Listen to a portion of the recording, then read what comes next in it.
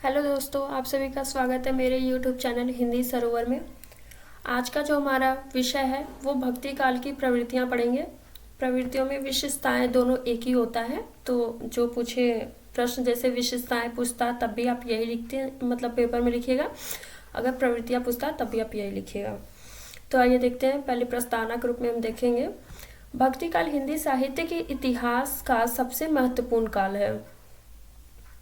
इस काल में जिस प्रकार के काव्य की रचना हुई वह इतनी उच्च कोटि का है जिसे हिंदी साहित्य सरकार सदा गर्व करता रहा।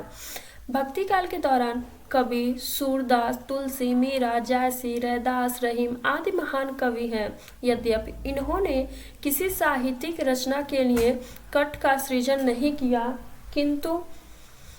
किंतु इनके हृदय से निकले उद्गारों ने ही काव्य का रूप लिया।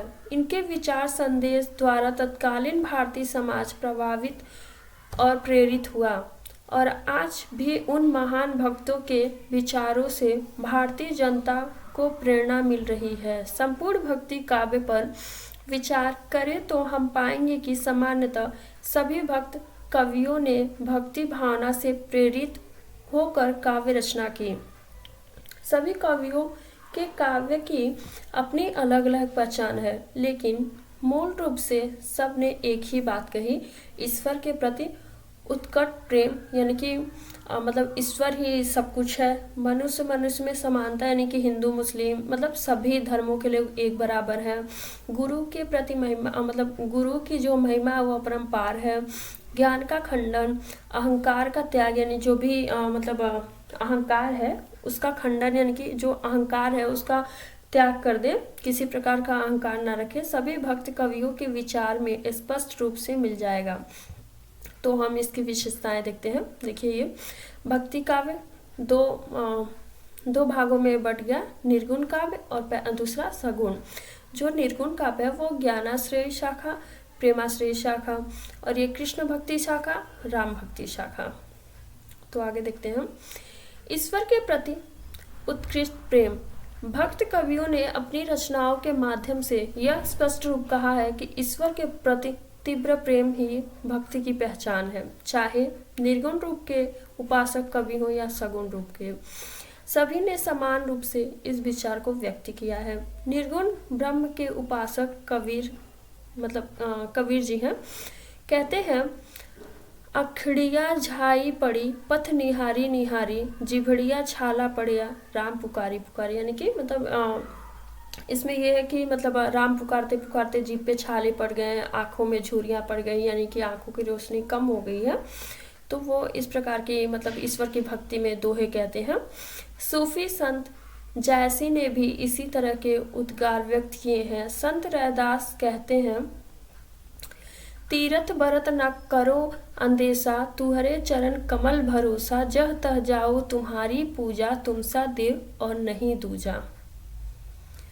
फिर दूसरा जो इसकी विशेषता है वो है समानता का भाव। भक्ति के मार्ग में सांसारिक भेदभाव का स्थान नहीं है। इस बात को सभी भक्त कवियों ने स्वीकार किया है। भक्तों की साधना व्यक्तिक और आध्यात्मिक भी होते हुए भी समस्पष्टि परक है। आध्यात्मिक दृष्टि से ब्रह्म की सत्ता अणु जो छोटे छोटे में व्याप्त है, छोटे छोटे अणुओं में व्याप्त है। सारी दृष्टि ही ब्रह्ममय है। तब वस्तु व्यक्ति समिष्ट में भेद ही नहीं। व्यक्ति समाज की इकाई के रूप में है। एक एक व्यक्ति के चरित्र से समाज का चरित्र बनता है, यानी कि एक एक व्यक्ति व्यक्तियों को मिलाकर समाज का निर्माण होता है। तो जो ये समाज है संपूर्ण कण में ईश्वर विद्यमान है। भक्तों ने समाज को एक सूत्र में पिरोने का काम किया है। समाज की एक रूपता तभी संभव है जब जाति वर्ण भेद ना हो, यानी कि जो जातिगत भेदभाव होता है, जो वर्ण व्यवस्था है, अगर वो हम अपने विचारों में ना लाएं तो ये सामाजिक जो जातिगत भेदभाव होता है वो सब नहीं खत्म हो जाएगा। भक्तों ने भक्ति के क्षेत्र में जाति भेद में अपना विश्वास नहीं रखा, तुलसीदास जो वर्णाश्रम धर्म में विश्वास रखते थे, उन्होंने भी भक्ति के क्षेत्र में किसी प्रकार का भेदभाव नहीं स्वीकार किया। यानी कि ये भी सबको एक समान मानते थे तुलसीदास। भक्ति साहित्य में धर्म के मतभेद और बाह आडंबर, तीर्थ स्थान, वेद पाठ, छुआछूत, रोजा, नमाज, हिंदू मुसलमान, मंदिर मस्जिद, ब्राह्मण शूद्र, शिया सुन्नी आदि का कड़ा विरोध किया है। यानी कि इन सब जितने भी धर्म के नाम पे जो भी किया जाता था, जैसे कि मंदिर मस्जिद, हिंदू मुसलमान, छुआछूत, इन सब का इन्होंने जो मतलब भक्ति काल है इसमें विरोध किया गया। भक्तों ने समाज व्यवस्था को विकृत करने वाली रूढ़ियों, पाखंड, रीति रिवाज, मिथ, आडंबरों आदि का विरोध किया। यानी कि जो भी मिथ था, रूढ़ियाँ थे, पाखंड था, रीति रिवाज, सबका खंडन किया। समाज में समानता लाना उनका उद्देश्य था। यानी कि समाज को यानी कि एक समान लाने का इनका मूल उद्देश्य था। भक्ति काल में व्यवसाय के आधार पर व्यक्ति की श्रेष्ठता और निम्नता आधारित थी। भक्तों ने इसका कड़ा विरोध किया। कबीर जोरदार शब्दों में कहते हैं, तू बामन में काशी का जुल्हा, बूझो मोर ज्ञान। भक्ति आंदोलन का मूल मंत्र था, जाति पाति पूछे ना कोई, हरि को भजे सो हरि होय। यानी कि यहाँ पे मतलब ईश्वर को प्रधान दिया जा रहा है कि जो उनको जपेगा भगवान उसी के हो जाएंगे। भक्तों ने एक ऐसे मानव धर्म या विश्व धर्म का प्रचार किया जिसमें किसी प्रकार का भेदभाव नहीं है। आज के युग में भक्तों की वाणियाँ चिंतनीय हैं। जब तक विश्व वर्ग विद्वेष और विश्व से ग्रसित है, ऐसे समय में भक्तों के उपदेश अमृत के समान फलदायी है। कबीर की घोषणा साई के सब जीव हैं, समानता एवं विश्वासमय तथा प्रेम और शांतिपूर्ण जीवन यापन का आशा में प्रकाश दिख रहा है।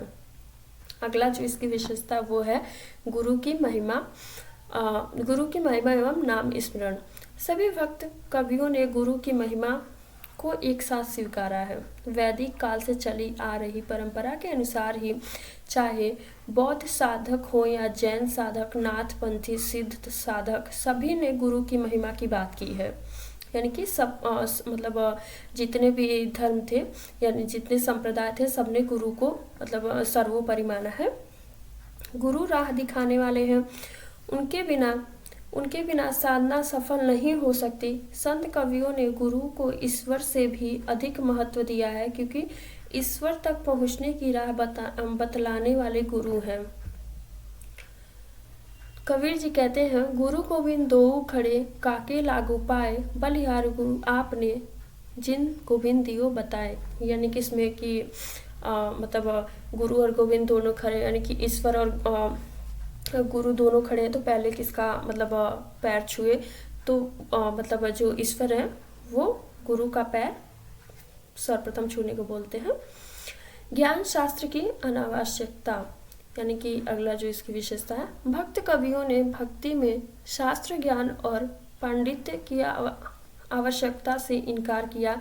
उनके अनुसार शास्त्र ज्ञान और पंडित्य भक्ति की राह में रोड़ा ही अटकाते हैं। कबीर स्पष्ट घोषणा करते हैं, पोथी पढ़ जग मुआ, पंडित भय न कोई, ढाई आखर प्रेम के पढ़े सो पंडित होय। भक्ति के लिए किसी को शास्त्र ज्ञान प्राप्त कर पंडित बनने की जरूरत नहीं है। निर्मल मन से प्रेम करने पर ही ईश्वर प्राप्त हो जाते हैं। भक्त तुलसीदास ने अपनी रचनाओं में जगह जगह पर इस बात पर जोर दिया है, सच्चे मन से भक्ति की जानी चाहिए, उसकी कृपा से ही सब कुछ मिल जाएगा। उसकी हो तो असमर्थ व्यक्ति भी समर्थ हो जाएगा। ईश्वर भक्ति ही मुख्य है, न कि शास्त्रीय ज्ञान। मानस में तुलसीदास कहते हैं, मुख होई बचाला, पंगु चढ़ई गिरिवर गहन, जासु कृपा सो दयाल, द्रव्यऊ सकल कलिमल दहन। अर्थात उसकी कृपा से गूंगा बोलने लगता है, लंगड़ा दुर्गम पहाड़ चढ़ जाता है, उसकी कृपा से ही कली काल में सब कष्ट दूर हो जाएंगे। अगला है अहंकार का त्याग एवं लोक जीवन से जुड़ाव। भक्ति कवियों ने सामान्य रूप से इस बात की घोषणा की है कि भक्त को अहंकार का त्याग करना चाहिए। सूरदास के पदों में बार बार यह कहा गया कि हमारा आराध्य सब सामर्थ्य रखने वाला है, भक्त अपने आराध्य के सामने बिल्कुल छोटा है। कबीरदास कहते हैं, कबीर कबीर कूता राम का मोतिया मेरा नाऊ, गले राम की जेबड़ी चीत खैचे तित जाऊं। मेरे गले अर्थात मेरे गले में राम नाम का पट्टा बंधा हुआ है। मेरा राम जिधर जिधर खींचता है मैं उधर ही खींचता जाता हूँ। तुलसीदास कहते हैं, राम से बड़ा कौन है और मेरे से छोटा कौन है। राम सभी दृष्टि से खरे हैं, मुझमें तो खोट ही भरा है। संत रैदास यहाँ पे अपने प्रभु को चंदन कहते हैं, स्वयं को पानी कहते हैं। यह अहंकार को त्यागने की रूप ही प्रस्तुत करता है। नानक, मीरा सभी ने अहंकार त्यागने की बात कही है। सभी भक्तों के अनुसार उनका आराध्य सर्वशक्तिमान है। उनके सामने भक्त को कोई हस्ती नहीं है। अगला, नारी संबंधी विचार। भक्ति काल में सामाजिक क्षेत्र में काफी विकृतियां आ गई थी। नारी का स्थान परंपरानुसार ही था। वह कई प्रकार के बंधनों में जकड़ी हुई थी। उसे किसी प्रकार का अधिकार प्राप्त नहीं था। वह पिता, पति और पुत्र के आश्रित थी। तत्कालीन भक्त कवि भी अपने समय के आगे नहीं बढ़ पाए।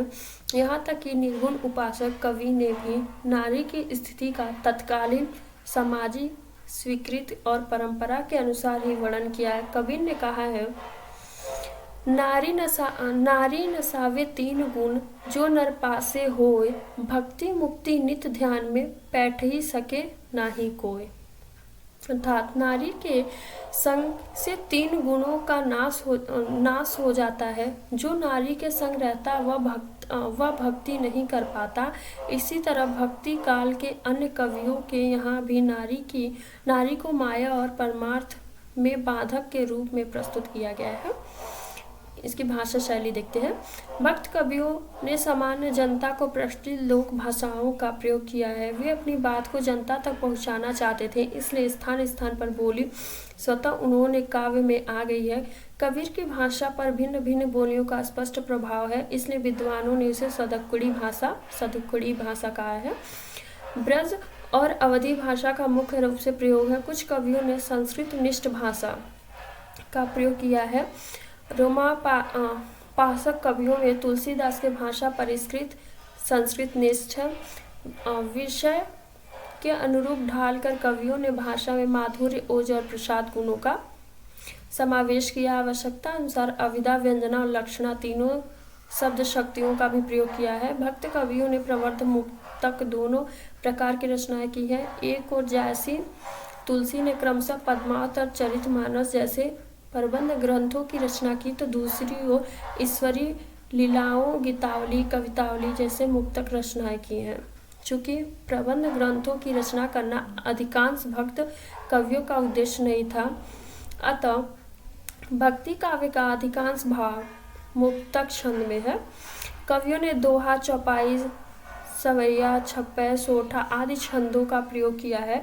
विभिन्न राग रागिनियों पर आधारित गेय पद है, यानी कि गीत के रूप में है, एवं कंठहार बन गए हैं। उपमा, सादृश्य मूलक अलंकारों का प्रयोग कर भाषा सौष्ठव को बढ़ाया गया है। श्रृंगार और शांत रस का प्रयोग भक्ति काव्य में अधिक हुआ है। इस प्रकार संपूर्ण भक्ति साहित्य लोक जीवन एवं समाज से जुड़ा हुआ है।